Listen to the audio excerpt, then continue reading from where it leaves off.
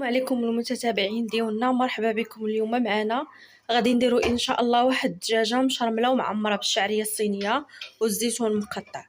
لهذا الشيء غادي نحتاجو واحد الدجاجه من فئه 2 كيلو. من بعد ما نشفناها وغسلناها بالحامض والخل والملح وخليناها كتنشف مزيان. وغادي نحتاجو الزيتون كحل مقطع، الزيتون الخضر مقطع. في الشرموله غادي نديرو القامه اللي هي سكينجبير، الخرقوم، الابزار، الملحه، معلقه ديال السمن، كنوره، ومعانا 4 البصلات مقطعين، والشعريه الصينيه من بعد ما درناها في الماء سخون وخليناها واحد الربع ساعه وهزيناها صفيناها وقطعناها بالمقص. وغادي نحتاجو الزيت الروميه. غادي نبداو معاكم ان شاء الله باش نصايبوها.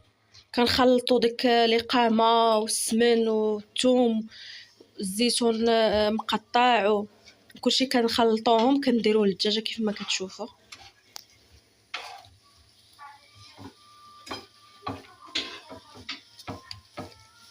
كندخلوا ديك القامه في جميع الجوانب.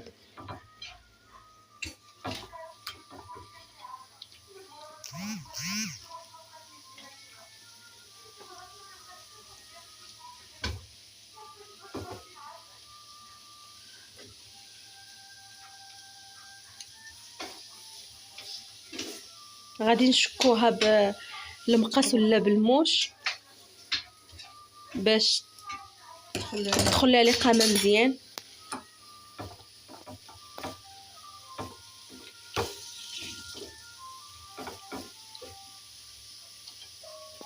من بعد كنهزوا الشعريه الصينيه كنديروها مع ديك القامه اللي شاطت لينا،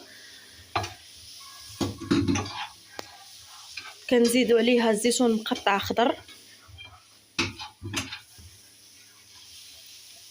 كنزيدوا عليها البصله مقطعه،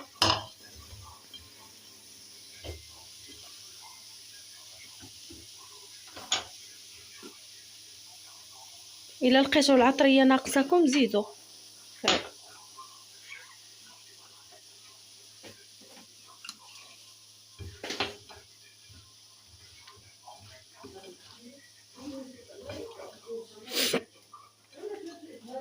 كنزيدوا على الزيتون مقطع كحل وكنعمروها. كتجي بنينه بنينه بنينه بزاف من ألذ ما يكون. تبعوا الطريقه وما تندموش. من بعد ما شرملنا الدجاجه مزيان ودخلنا فيها جميع المكونات، درنا البصله وزدنا عليها شويه د القامه ودرنا الدجاجه ديالنا نقليوها مزيان. نسيت معكم واحد المكون ما قلتوش لكم في المقادير، هي الهريسه. كنديروها مع المقادير الاخر.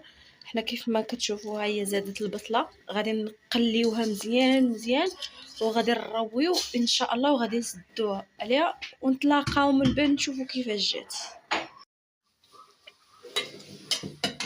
هانتوما المشاهدين ديالنا، هي الدجاجه ملي خرجناها من الفران تبارك الله ما شاء الله كيفاش كتجي محمره، ما تقنعوش منها. حتى الدغميره شوفوا كيفاش جات معسله. بالصحه والراحه.